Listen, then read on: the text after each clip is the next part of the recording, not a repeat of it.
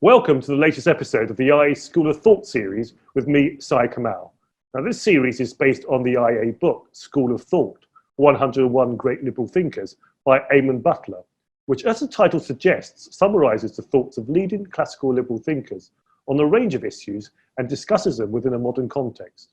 All the episodes in this series and our online content can be found at the IA YouTube channel, IA London, or on Podbean, or on our website, ia.org.uk.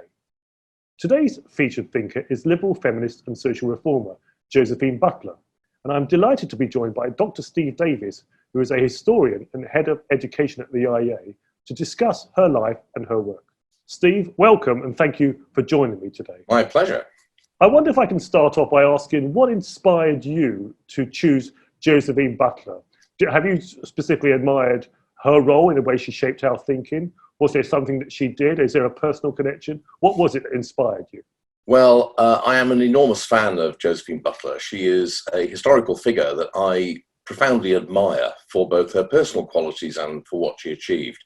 She's a great liberal thinker, a liberal but also a feminist who combines the two ideologies in a very interesting way.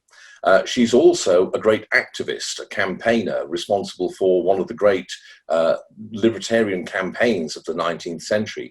And she's also a profoundly original thinker. Towards the end of her life, she departs from what you might call the classical liberal orthodoxy on a very important issue, the question of what was going on in the Boer War. She's personally an admirable woman, a great liberal, a great human being, a great woman, basically, with a fascinating personal life story. So I think that she's both an interesting figure, but also one of great significance. Well, why don't you tell our viewers and listeners a bit about her? Tell us a bit about her life. Yeah. Tell us a bit about, what was it that she, in particular, that she agitated or was an activist on, and how she influenced liberal thinking. Right. Well, she was an enormously important figure at the time, and when she died in 1906, she was obituarized in all the major journals. She was an extremely well-known figure. Millicent Fawcett, the great campaigner for the Votes for Women, described her as the most distinguished public woman of the 19th century, and most people would have agreed with that. But until very recently, she's been largely forgotten. So she was born in 1828, and for the first part of her life, really, up until 1869, although she had very strong political views, she wasn't actually involved in public life. She lived in various places with her husband, George Butler, who was a Anglican cleric and a distinguished intellectual figure in his own right. But then in 1869, she suffered a tragedy in which, 1864 that was, when her 5-year-old youngest child fell off the banisters at her home, fell 40 feet onto a stone floor and died. And that personal tragedy spurred her to get involved in public campaigning. Now, she described rather entertainingly how prior to that, she'd often had to sit through meetings where Oxford dons had discussed things like novels about women, and she was quietly, silently seething at the kind of double standards and misogyny that was being casually tossed around. Her response, she says, was to speak little with men, but much with God, which is an interesting reaction. But what she did was that in 1869, she became involved in the campaign that is most associated with her, which was the campaign against the Contagious Diseases Acts. And she founded something called the National Ladies Association for the Repeal of the Contagious Diseases Acts, which is one of the great Victorian campaigning organisations. Now, what was this and why did she get involved? Well, the Contagious Diseases Acts were a series of acts passed in the 1860s to try and deal with the problem of venereal disease among British soldiers and sailors. And what it did was to put the blame for this entirely upon women, not just prostitutes, but women in general. And what the Acts provided for was that in a number of specified towns, any woman who was found on her own in the public could be arrested and detained, taken to a police station, given a forcible medical examination, and thereafter be registered as a common prostitute. And the idea was that this completely egregious violation of, the process of law and due process and human rights was going to be extended to the entire country. The Third Act, which was passed in 1869, had a provision for the minister responsible, the Home Secretary, to gradually extend the scope of the legislation to cover the entire country. And it was thought of as a way of dealing with what was thought of as a big social problem. And her attack upon this combined, in a way that was typical of her, both liberalism, opposition to the intrusive power of the state, an emphasis upon personal responsibility, personal liberty, and the rule of law, with feminism, and in particular, a critique of the dual standard of sexual morality by which women were held to a higher and more stringent standard of sexual behaviour than men were.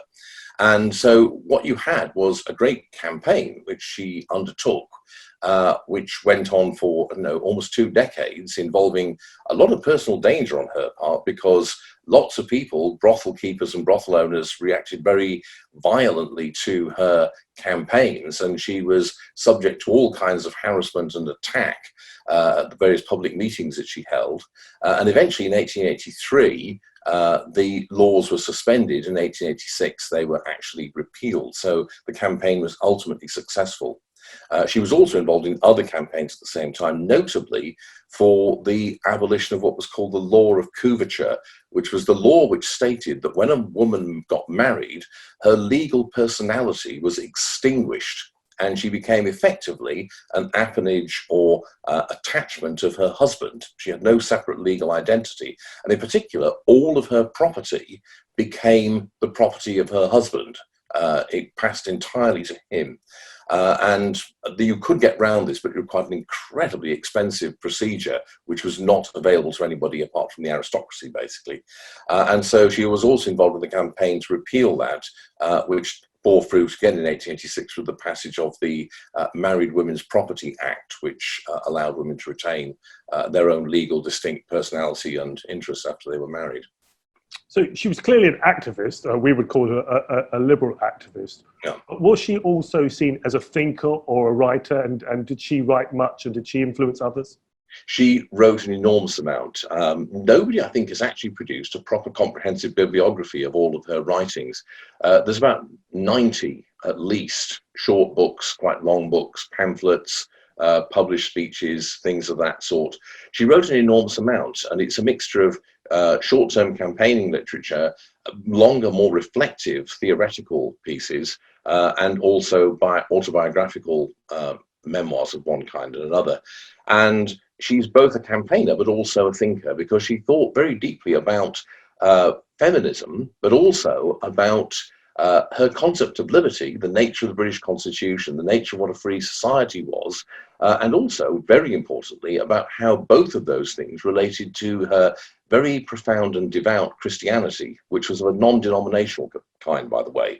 Her husband was an Anglican cleric, but she herself was rather critical of the Church of England, but without joining another denomination. So she remained a very devout Christian, but of a non-denominational kind.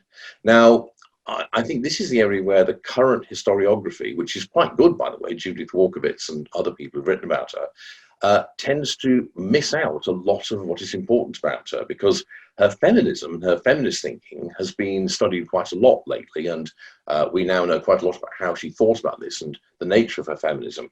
But the other two big elements of her thought, the radical liberalism and the Christianity, are both overlooked. They just don't get explored in the same way. But for her, all three things were knit together into quite an extensive and systematic body of thinking. She saw the one part of her thought as supporting or entailing or implying the other, basically. Now, when I speak to liberal feminists today, and when I say liberal, I mean in a classical liberal sense rather than the modern American liberal sense, many of them say to me that the problem with the whole discourse or debate on feminism is that it's very dominated by modern liberals or feminists on the left. How influential do you think she has been in terms of, first of all, the whole feminist debate, and secondly, in terms of shaping the classical liberal narrative?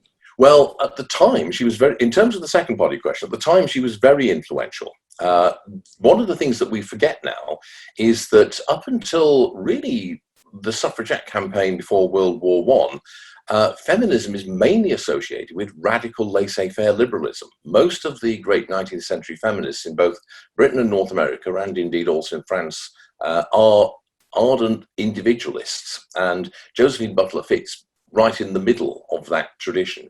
And so by the time you get to, say, the 1900s, the time of her death, feminism of that kind is associated with radical liberalism. It's seen very much as being part of a package deal, if you will.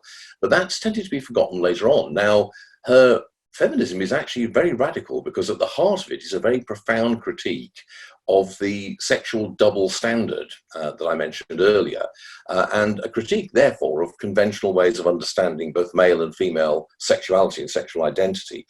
So she's very radical in that respect, and that aspect of her thought has been revived by contemporary feminists, very much so.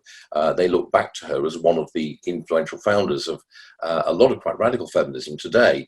But what the contemporary take on Butler by feminists does is to leave out the way that for her, this was also associated with radical individualism, and therefore with an extremely robust and radical anti-statism.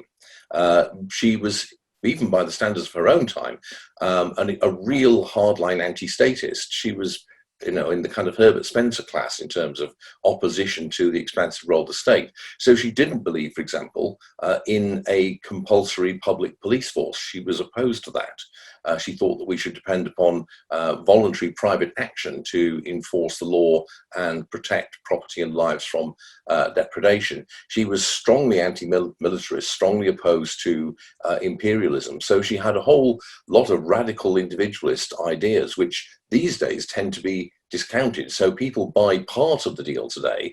They're aware of her radical thinking about gender, but they miss out the fact that that for her is associated with a doctrine of individuality, individual independence and personal responsibility, which, as I say, also she ties in very much with her Christianity. And that leads her to what I think is her most important contribution to liberal thinking, which is a particular argument she has about how to carry out and bring about social reform.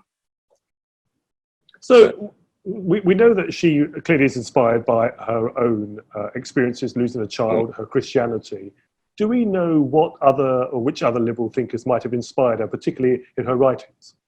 Yes, she's strongly influenced by John Stuart Mill, who is himself, of course, an important figure in liberal feminism, first man to introduce a bill to give women the vote into Parliament. So she's strongly influenced by that kind of radical utilitarian liberalism that Mill typifies. But she's also very strongly influenced by the kind of radical Unitarian or radical Protestant strand within 19th century liberalism. People like W.J. Fox, for example, an early 19th century liberal figure who's a Unitarian cleric and major figure in liberalism of that sort. Also influenced by Elizabeth Gaskell, another person. We tend to think of Elizabeth Gaskell mainly as a writer, but she's also another major exponent of liberal views of various kinds, along with her husband. Those were big influences on her. So she's got a kind of, she's drawing on two separate streams, if you will. On the one hand, Mill, and through him, beyond him, Bentham and the philosophic radicals, but also, now I would say probably more importantly, the radical tradition of nonconformity, people like Edward Myle, W. Fox and others. And do we know whether she, which sort of contemporary writers or later writers that she inspired? Well, she inspires lots of other feminists, basically. People like the person I mentioned, Millicent Garrett Fawcett, for example. She's a big influence on her. She's a big influence on people like lots of radical liberal politicians of the 1890s, 1900s, people like Labouchere, William Lawler, Joseph Sturge, other people of that sort. She's, as I say, she's quite a prominent figure in the life of her time, notorious in some senses because of her public campaigning. So she's a big influence on what you might call the mainstream of radical liberalism in the late 19th, early 20th century. And what do you think, if classical liberals or libertarians were to read some of her works today, what lessons do you think they could draw from it? I think the big lesson to draw from it is the thing I alluded to, which is her take upon how to reform social problems, because she is opposed to things like the Contagious Diseases Acts, obviously, on both feminist and civil libertarian grounds. But she's also opposed generally to the institution of prostitution, which she regards as but morally repugnant, but also, very interestingly, as contrary to true individual independence and liberty, because the woman who is in that position is not free in a meaningful sense, Butler believes. But interestingly, she's first of all very strongly opposed to the state regulation of prostitution. So after she's managed to get the Contagious Diseases Act repealed, she spends most of the rest of her life organizing an international campaign against systems of state-regulated prostitution.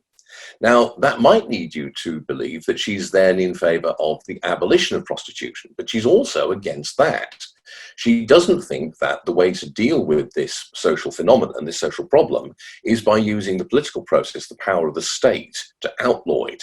What she believes in instead is in a process of moral reform, where the focus is upon getting rid of a major social evil, reforming society, by a process of changing people's individual minds. It's a kind of early version, if you like, of the 12-step program, but also by voluntary action, mutual support, a general emphasis on personal responsibility, and also on changing the way people behave at an individual level, so that the sexual double standard is got rid of.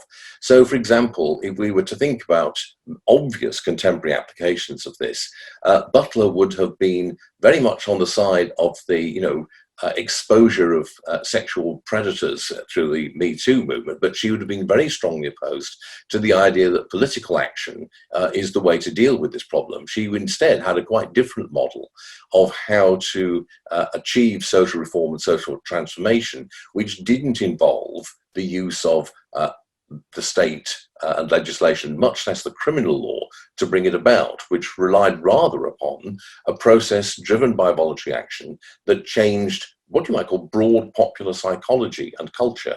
She took the same view about temperance, by the way, which is another major cause of the times. She supported temperance and the idea of either abstaining from drink or being very moderate in your consumption of it. But again, she was opposed to prohibition. She thought that the way to do this was again through moral reform at an individual but also collective level through voluntary action. And she works all this out in quite a lot of detail, and that, I think, is a very powerful insight, and it's an important way of thinking about issues like, for example, the war on drugs that you could very easily apply today. Yes, and also very much a lot of classical liberals who are also religious quite often talk about the difference between the public sphere and the personal sphere. While they may choose to live their life in a particular way, they don't particularly want to impose it on others. When we look back at historical figures, there's a debate about how much we should view them in the context of their times. Was she very much someone of her time? Is there much that we would disagree with her today? Well, that's an interesting question. She is, in one sense, very much a creature of her time, as I think everyone is, obviously. The very devout evangelical Christianity, the idea that life should be governed by a very elevated moral purpose, I think that's very much part of the Victorian worldview, which you might not find today, or which we perhaps find it's not difficult to tune into, but it takes an effort to try and put yourself in that kind of mental world. On the other hand, in many ways, I think her principles and her insights are timeless. They're not purely of her time. So she's not a purely historical figure. She has a whole range of insights, which I think is still very, very much applicable. Her way of thinking is still very much part of the world. She was also in many ways rather ahead of her time. This was shown towards the end of her life when the big controversy in British politics was the Boer War and the way it was being conducted in South Africa. And many liberals were strongly opposed to the war and went to the point of being very much pro the Boers. This was Lloyd George's position, for example. So you had so-called pro-Boer liberals. And Josephine Butler, interestingly, dissented from the people she generally agreed with. And her view was, well, yes, the war is bad. The way it's being fought is really bad. But I'm not going to go and say that the Boers are the good guys, because they're not. And she made the point in a short pamphlet she wrote right towards the end of her life called Native Races and the War, that the people everyone was ignoring and not paying any attention to were the people who actually were the most important, had the most at stake, which was the native Africans, the black Africans. And that the Boers, in fact, were much worse in terms of their attitudes towards them than were the largely Anglo-speaking population of the Cape Colony and Natal. And so she argued that basically she wasn't going to support Kitchener and his policies, but on the other hand, she wasn't going to be totally opposed to the war either. And she thought that what they ought to do was focus rather on promoting racial equality before the law in South Africa after the war was over, which at the time was an almost unique position. And so she was very prescient in that and a long way ahead of her time. So she's both a creature of her time, but also somebody who put forward ideas and a way of thinking that I think is still completely relevant today, in fact, probably more relevant than ever in many ways, and also in some ways ahead of her time. And I'd like to read out about that, a little passage from one of her little books, which I think captures a lot of what she thought, and which I think is more relevant now than ever. It's from a little pamphlet she published in 1879 called Government by Police. And she says at one point here, "Modern police government in its worst forms combines the evil of extreme centralization with the activity in every corner of the nation of a vast and numerous agency of surveillance, whose very presence tends to, by slow degrees, to enfeeble the sense of responsibility in the citizens in regard to the order and well-being of society." And the whole pamphlet, which I recommend everyone to read, is an amazing piece of radical libertarian attack upon what we would now call the tutelary or supervisory state. And it puts forward very clearly what she thinks the alternative to this is, and I think that's more relevant than ever. Yeah, I mean, it sounds like it'd be very relevant, and particularly when there are also debates about the role of the police forces in our society, and there are campaigns about looking at alternatives. Now, you've told us a little bit about her as a person. You told us that she had a child who sadly died. You told us that she's married. What more do we know about her as a person? And how did she manage to, sort of, how did that inspire her? Yeah. Well, we do know a lot about her personal life, which is actually the case with a lot of these great Victorians, because, of course, they lived in the great age of letter writing. The telephone hadn't yet come along and made the historian's job a lot more difficult. She was very happily married. Her husband, George, was a great support to her throughout her life. And you can imagine that must have been quite difficult, because they had 4 children before Ava, the youngest, died. So there were still 3 children. And she was off out doing all kinds of stuff, campaigning. George had to, keep the fort at home, basically, for a lot of that time. He actually died, interestingly, from influenza in the Russian flu pandemic of 1889 to 90. So that's rather interestingly relevant today. She had a whole network of friends. She was a great correspondent. She was somebody who made very strong friendships and connections very easily, if you will. And so she was at the network of a whole series of relations of one kind or another, as well as being a very devoted parent, but very much involved in public life in addition to that. She was apparently a woman of enormous dignity. One of the things that comes across from the contemporary accounts of her was that she commanded respect even from people who disagreed with her, not because of any obvious quality, but simply because of kind of almost unspoken quality of dignity that she had, which made people simply almost automatically treat her with respect. And she was also a person we know from the evidence of her writing and things, who was very much focused upon holding herself to a high moral standard. This again is very typical of her age, I think it's fair to say. And so she was very introspective in many ways. She was constantly thinking about whether what she did or said was the right thing to do, given the moral standards that she believed she should adhere to. And so the idea of personal responsibility, which was, I think, central to her political and social thought, was very much something she lived. It wasn't just a matter of something she believed. She actually practiced it. So, Steve, you've told us an enormous amount about Josephine Butler today, and how many of her ideas are still relevant today, particularly when we think about issues of equality, people who struggle to have their voices heard, also about the role of the police and the role of the state. If you were to sum her up for our listeners and viewers in a few sentences, and why she inspired you, what would you say? Well, I would say that she's a personally admirable and remarkable woman who in both her intellectual thinking and her public campaigning combines and brings together the best of radical individualism and liberalism on the one hand, and radical feminism and a concern for equality between the sexes on the other. And what we should really take from this more than anything else, I think, is that there is a kind of natural affinity between the two, and that the kind of division which is often postulated today between a concern for equality between the sexes and liberal ideas is actually false, and that what Josephine Butler's career shows is that the two things necessarily go together. Well, Dr. Steve Davies, thank you very much for joining us today. Can I thank our viewers and listeners for joining us? If you would like more information on our publications, on our webinars, and our other online content, please check out our YouTube channel, IA London. You can also listen to our podcasts on Podbean. And to help us keep providing free content during these tough times, please do consider making a contribution, no matter how modest. And you can do this by donating online at ia.org.uk. Thank you for watching or listening today. We hope that you'll join us again soon. Thank you.